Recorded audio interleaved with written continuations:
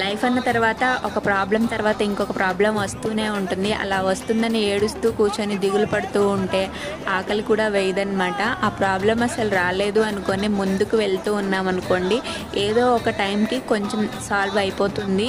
అదే మన ఇష్టదైవం ముందు మన కష్టాన్ని కానీ సమస్యను కానీ చెప్పుకున్నాం అనుకోండి, కొంచెం రిలీఫ్గా ఉంటుందన్నమాట.